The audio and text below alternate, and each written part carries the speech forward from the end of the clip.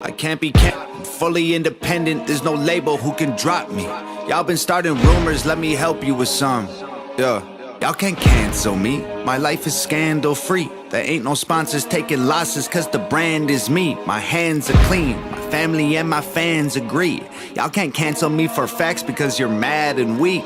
How's a man say I'm clickbait if he gonna use this face to get clicks on his page? Y'all hypocrites are made.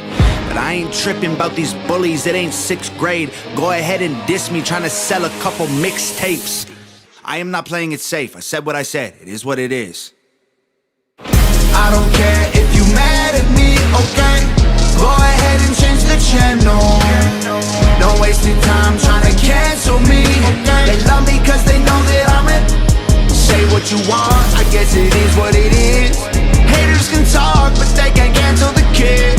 Go ahead and go off, try and say this is it. Aaron Tuttle here. It's storm season in Oklahoma, and with that comes torrential rain, high winds, and hail. To protect your home and your family from these threats, the one roofing company you should trust is Ferguson Roof Systems. They've been providing the best in roofing services for nearly half a century. Ferguson is Oklahoma's full-service roofing company, certified with an A+ Better Business Bureau rating and a 5-star rating on Google.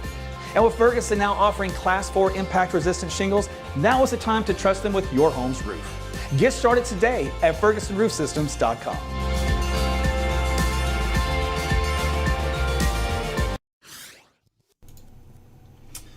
Hey everyone, Meteorologist Aaron Tuttle back with you. It is about 9:40 on a Tuesday night, so we're going to be talking about the forecast coming up over the next couple of days. There's been a change as far as the severe weather potential coming up for Thursday from the Storm Prediction Center. So we'll take a latest look at that and see where that's happening.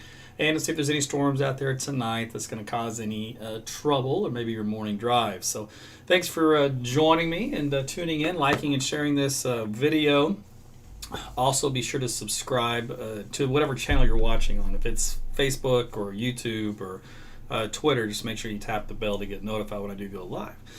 All right, because we go live quite often when it's going to be stormy. When it's not so stormy, I'm a little more quiet. So when I'm on, it's usually for a reason. All right, well, let's take a look at what's happening out there currently. And I had a nice sunset here. If I can get on a little earlier, about 9:15, ends up being a really nice sunset. But see some stars out there, some planes in the distance. And then what we're going to focus on is then also some storms in the distance. And they're way out here. So this is out here across the Texas Panhandle in Oklahoma, just south of Oklahoma Panhandle. So this is up just south of Booker. There's been some wall clouds with these. I didn't check to see if there's been any brief tornado touchdowns, but there's been some good storms out here in the Panhandle of Texas, both north of Amarillo, then also way down south once you head down east of Lubbock. So in between, not much happening here across Oklahoma. We got some storms out here in southeast Oklahoma earlier on this afternoon, but they've moved on into Arkansas and continue to weaken. So this activity will continue to kind of work its way to the east and southeast during the evening and overnight hours. They may not quite hold together, and then we're supposed to be getting some new storms up here across south central Kansas that'll be developing.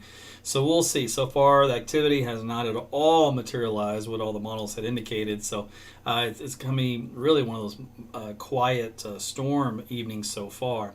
Okay, well, as it's going to continue, for the Weather Service did have us in a slight risk out here in western Oklahoma for this evening, and it's still up there, but it's just not looking all that likely right now. Wednesday, it's way across up there in northwest Oklahoma. And then as we head into Thursday, well, what is this? This is an enhanced area. And if you do notice the checkbox here, large hail, damaging winds, and a potential tornado is in the works for that particular situation. So the question, of course, is that going to happen? So we have to look at the timing, and we have to look at when storms will be progressing up here to northwestern Oklahoma and then moving south and east during the course of the event. So let's move on then. The Storm Prediction Center did talk about it. This is a highlighted area. And the probabilistic region, in other words, the big circles of colors you see on the map, indicates where their focal point is, and that is, of course, across a good chunk of Oklahoma, then up toward Missouri and whatnot. Now, if you read the wording, though, their main concern, if I highlight this, is large to giant hail possible with any discrete supercell activity. Although low-level shear is modest, a tornado risk may focus near a potential outflow boundary, perhaps where the relative helicity is maximized in northeast Oklahoma and southeast Kansas. So that's, if there's going to be a tornado type potential, we're looking at northeastern northeastern Oklahoma and southeastern Kansas. Otherwise, hail, and as this paragraph mentions, with over central Oklahoma, a severe wind producing mesoscale convective system possible during the evening. All right, so in other words, this is going to be a mainly wind and hail event showing up for Thursday. Even though there's a lot of big scary colors here across much of Oklahoma, it's not necessarily for tornadoes. Now, if we looked at the Texas Tech model here, it's still trying to produce some storms down here in southern Oklahoma. It blew it. It didn't really do much for that type of severe magnitude. And the ones down here in the southwestern Kansas or southwestern Arkansas and far southeastern Oklahoma were okay. They were strong, but they weren't severe. And you can see the storms that it has in the Texas Panhandle continue to kind of weaken with time. So it keeps it fairly quiet, but then it develops that little stuff up there along the northern border. And it has that activity moving southward before falling apart here in central Oklahoma toward daybreak hours. So this model is favoring a little bit of a wet commute for some, and it takes that activity southward during the morning hours to around lunchtime by the Red River. Not much redeveloping during the rest of the day, maybe some isolated showers out in west central Oklahoma. It's got some big storms in Kansas, though, but the body of the state fairly quiet until we hit to Thursday. And then Thursday, it just paints up the sky for late afternoon out here in northwestern Oklahoma, and that kind of trails into the central part of the state as we head toward the 6 and 7 o'clock hour. And you do see these little red lines, these little red blobs on the map. Those are all helicity tracks, which indicates rotation, which indicates supercell type embedded thunderstorms, which then leads to potential for large hail, damaging winds, and if the conditions are just right, a potential tornado. So are the conditions going to be just right? Well, let's take a look at that. First off, I got to do something here real quick. Just bear with me. I just noticed that something I normally use wasn't working, so I have to relaunch it. And it's my little drawing tool. And sometimes, things happen on the computer side. And let me reload it, and then we'll carry on. So just talk amongst yourselves about the next 5 seconds. All right, 5 seconds over. Let's go on to the high-resolution short-term model. So wait, let's see what happens. So tonight's stuff, it diminishes it out there in the west. It tries to carry something in the southwestern Oklahoma from that stuff in northwest Texas, but it's a pretty low probability. And then it's got that stuff across the south central Kansas area, so it's kind of similar. But there's 6 o'clock, 7 o'clock in the morning. It keeps it up into the north. Here's some light stuff here, probably a little outflow boundary moving through in central Oklahoma, but doesn't really do much for tomorrow. So again, it's got tomorrow is mostly dry. It's got some more storms out there in the panhandle again of Texas by the evening hours. Probably some hail producers with those. Then we kind of focus on to Thursday. So it's got Thursday starting out, looks like mostly dry. A couple of piddly showers, clouds move through maybe in the morning. Then by lunchtime, we start to see some storms bubbling up there in Kansas, and those backbuild in Oklahoma by the afternoon. And those kind of get going up around Ponca City and Enid and back out northwest of Elk City by 5 o'clock. If we go further in time, you can see how those storms kind of start to slowly sag to the south and also move to the east. There's 7 o'clock here in central Oklahoma. So if you have any outdoor evening plans, you're going to have to keep rain in the forecast. So let's take a look at how the forecast soundings look like in advance of these particular storms. So this is the forecast sounding over central Oklahoma. What I see so far is looks like a little bit of a high base event. So this will be more of these elevated type storms, which produce some large hail. Matter of fact, the hail indices are up around 4 inches. You can't probably read that, but it's tiny print. It's anywhere from up to 2 to 4 inches significant hail. It does have a marginal tornado risk with it. Winds here a little weak, between 2 and 4 kilometers. Shear, the degree of the turning at the surface isn't all that great. The storm movement may help a little bit with that, forcing some ingest of air and an eastward progression, but not the best sounding forecast for tornadoes here in central Oklahoma. In Northeast, this is just based off the HERF. Northeast Oklahoma, remember, we're just now getting into the 48-hour window. So this is just now the time we talk about tornadoes, by the way. If you follow me, we don't talk about them 5 days out, 7 days out, because the science isn't there to back up anything you're going to say about it. The models are not that good. But as we get into the 48-hour window, we start to get into those high-resolution models where we can start to see these fine details. So Northeast Oklahoma, the wind shear is much better for producing tornadoes, hence probably the wording in the from the Storm Prediction Center. Hail size is still up pretty large, up to around 3 inches. And looks like the cloud base is just a little bit lower, so a little bit better moisture profile there.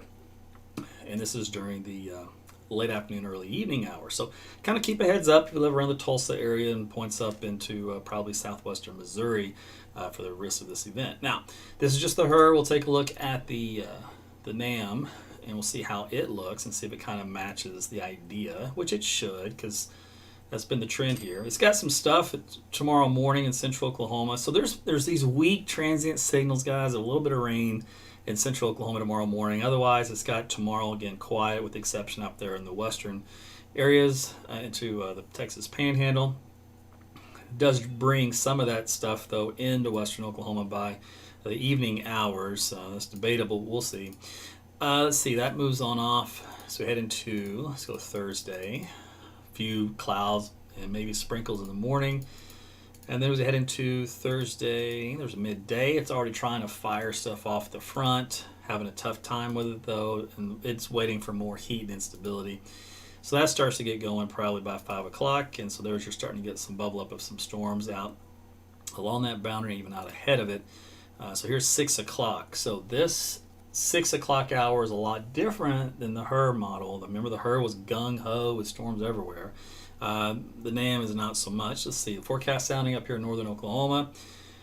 It's a little bit better than the HER as far as producing tornadoes is concerned. In other words, the structure looks a lot better in the wind profile, both directional and speed. And that does indicate a much higher probability of a stronger tornado with that event, and that's still hail size up around 3 inches. But again, I got to caution you, we're just not getting into that window. This is not going to be the gospel.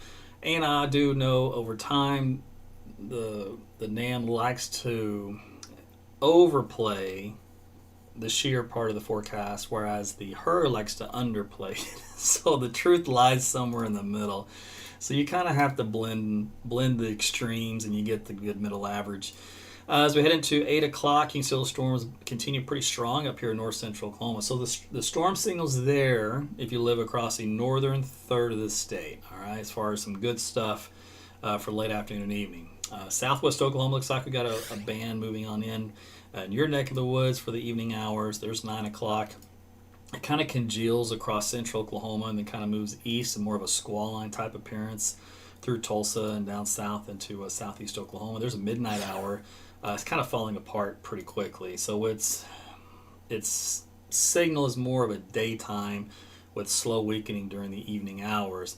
And it looks like some elevated stuff bubbles up there in the 3 or 4 or 5 o'clock hour. So it's not quite done as far as storms go for a Thursday night and a Friday morning.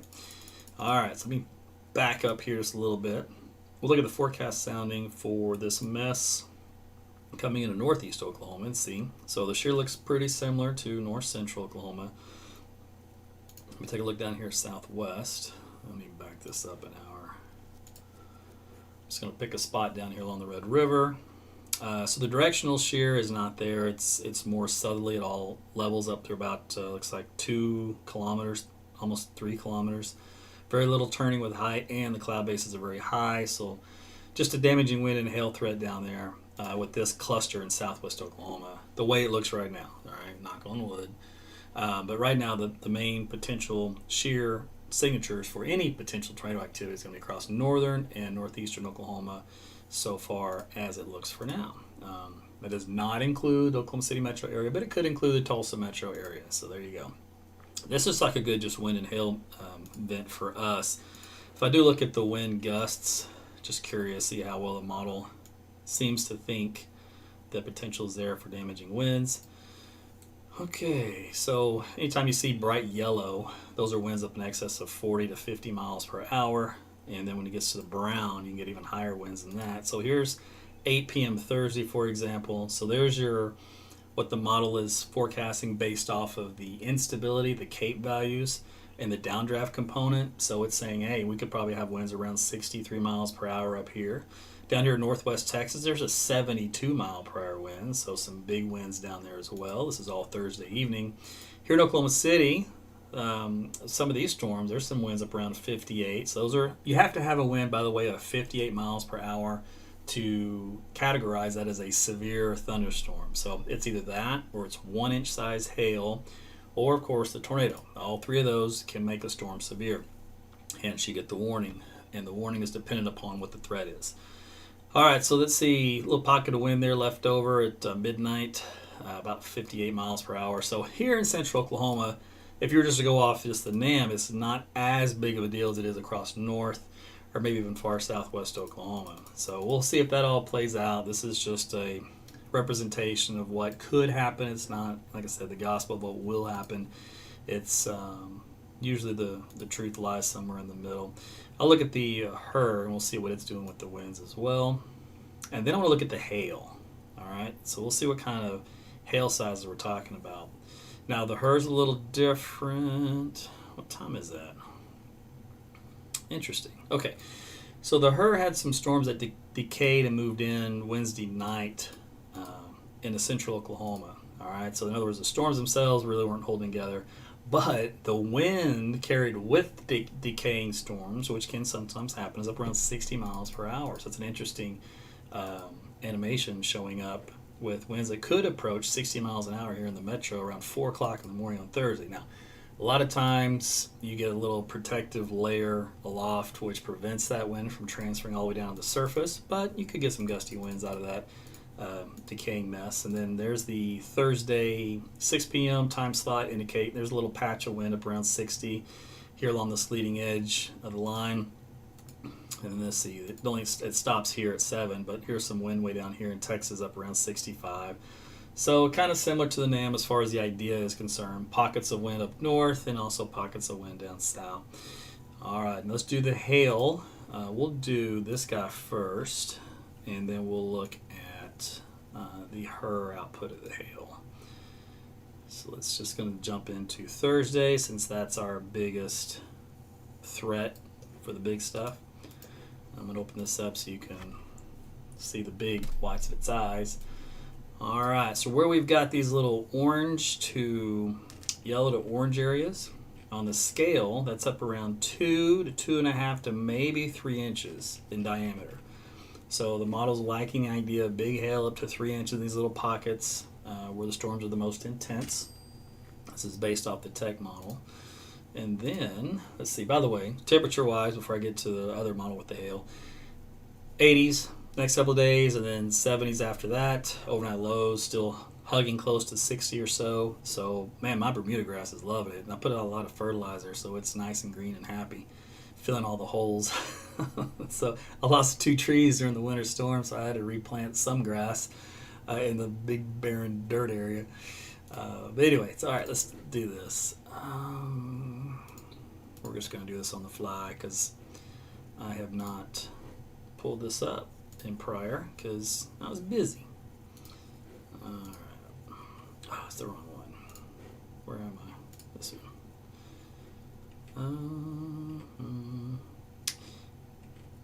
Oh, it's the what did I want? This one. Eventually I'll get there. Maximum forecast surface hail. There we go. I was looking for it. Oh, it's going to go out to 18 hours? No, I'll do this one. All right, 48 hours out. Now, maximum forecast surface hail. What is it doing? It's got 1 inch scattered all about here in northern Oklahoma. There's a little tad bit of yellow. It's 1.5 inches. That's golf ball size. So it's not quite as bullish on the large destructive hail as the other model was. So we'll have to wait and see what happens. Let's see. Okay, it's the only model that's going to do it. All right, so where do we want to go from here? How about potential rainfall amounts out of this deal? So we'll just look at the total over the 2-day stretch. This will mostly be on Thursday. So where you get the really heavy clusters of storms up here, we're looking at 2 to 3 inches. You can get some brief flash flooding with that. Other than that, you're going to get some beneficial rain for you guys that need it up there in parts of northern northwestern Oklahoma. Let's go for the NAM because it was a lot wetter on that aspect. And then I'll look at the CAM models. Let's see. No, they're not going to go out far enough. Let's see. So the NAM has got it 2 to 3 inches. There's a little yellow in there sneaking in about 4 inches in right up northern Oklahoma for Noble County and I-35, and then down here in Lawton, it's got about 4 to 5 inches. So there might be some areas of flash flooding where these storms kind of train and sit and expand over a certain area. So you kind of get all methods as far as severe weather goes for Thursday evening. All right, let me think anything else I want to show. No, we do this one. We'll see how this looks. So this is interesting because I did a little research on this. We've maxed out in our ability on these CAM models to tweak them any better. In other words, the physics is a limiting factor of the input that goes into them, and so what we get is what we get, and they're not bad. Sometimes they miss it, sometimes they get a good idea. So what they wanted to do is they wanted to go a whole different direction, use different physics on a different model platform, and so we've got the this new one called the FV3. It's a different core. And so they're running kind of those same supercell type parameters on this new core. Now, I've been watching this spring and it gets really excited real easy, which means it overproduces. So I'm just curious to see what it did for Thursday. So there's our Thursday afternoon, and it's overproducing like crazy up here in northern Oklahoma and then out west. It does also show you these little helicity tracks, so it just indicates a lot of pockets of some hail with all this mess. And some of those will be embedded type supercells, so I'm assuming there's probably going to be a tornado threat at some point. We'll look at the forecast for Tulsa at this point in time, just to see. So it's got a pretty good lifting condensation level down low. Shear's not overly great. It's got this severe instead of a tornadic, but also it's because it's probably missing the data for the upper levels. But it's got some weak winds down here at the lower couple of kilometers, and that's going to limit potential tornado threat. But again, it's just one model. That's what I'm saying. You don't want to start sounding alarms, this far out just because there's too much discrepancy. What you can see, though, usually when you get this linear fashion, so that way and this way, you get basically two adjoining squall line development, whereas this one kind of punches due east, and this one kind of trains southwest to northeast, right? Well, if it trains, that means those heavy storms ride one after another over the same area. So it ends up being a flash flood threat. Hence our discussion about that just a second ago. So that's kind of what this pattern is indicating. And it keeps going in southeast Oklahoma, then fizzles. And there's that elevated stuff later on in the night southwest. So it's actually kind of similar to the NAM, believe it or not. Output up there. Let me go up northern Oklahoma. Let's look at a sounding forecast up here early in the event. So I'll pick Ponca City. This is around 4 o'clock in the afternoon. Same idea. It's got more of a southwesterly flow. So it's not exactly excited about the tornado aspect of it, but it is probably excited about the hail and maybe some pockets of wind. I don't know if this does wind. It does not. So it's a limited model as far as output goes. Doesn't have all the bells and whistles. I can show you the significant tornado parameter though, and we're going to compare that with each of these little high resolution deals. Alright, so where are we? Let's go. Yeah, so this doesn't favor significant tornadoes at all. This is the gray area. What you really want is a bunch of red on the map for that to happen. So let's do this. Let's see, where are we at? We're at forecast hour 46. And we're going to compare with what we got on the other models to see. There we go. All right, so there's the NAM. There's the Nestle. That one. And that one. So none of them are really excited. The HER and the NAM have little pockets maybe. Teeny tiny pocketed areas of maybe some favorable parameters for tornadoes, but otherwise not on the significant side. Significant, this is the key word here you got to pay attention to. So significant means EF2 or greater. That's a pretty strong tornado. That's getting on the rarer side of tornadoes. The EF0s, the EF1s are the most common. So this is more of an EF0, EF1 type output. And you can get through those no problem. All right. And unless you're in a mobile home, those just don't do well with tornadoes. Period. I've seen plenty of them survive an EF0, which is a very weak tornado, but not an EF1 or stronger. So if you're in a mobile home, you gotta always have a backup plan on where to go should you find yourself in a warning. Speaking of which, you can get my free weather app. It's called AT's Weather to Go to warn you if a twisting storm alert is coming. It'll give you a BTI number from 0 to 10. If it's on the low end, you usually don't have to worry too much about it. Just kind of keep an eye on things. If it's a 4, 5, or 6, pay a lot of attention, especially if it's going up in numbers. If it's a 7, 8, 9, or 10, just hit the deck, because the algorithms versus the research shows it's pretty much a tornado at that point. So you now know how to use that app really easy. It's on Apple and Google Play. It's called AT's Weather to Go. All right. I think that is it for me for tonight. I've got a busy day tomorrow, so I won't be able to broadcast until tomorrow evening. So we'll look at the new data that comes in to see how Thursday's shaping up. So tomorrow evening we'll do that around 9:15, 9:30ish. So make sure you set your alarms. We'll look at it together. And then we'll see how Thursday's going to shape up. And then Thursday around lunchtime, I should be able to do a midday lunchtime live for the latest. We can talk about that. But for right now, just expect some hail and wind and some brief flash flooding with that type of a scenario. All right, that is it for me. I appreciate all the love tonight, all the comments, the likes, the sharing, signing up to get notified when I go live. If you like the content that I create, make sure that you check the description of this video, and you can see how you can get a AT's Weather t-shirt. There's some other goodies on there you can pick up. You can support me through Patreon or Subscribestar or Facebook fan subscriptions. There's a lot of things you can do there to help me out with my time and effort on keeping you guys safe and informed. And again, I can't thank you enough for all the comments you guys made on that True Sky Credit Union post the other day when they said, tell us who your favorite meteorologist is, and you guys just went like nuts over there. It was great. It ended up being turned the whole thing into an AT post.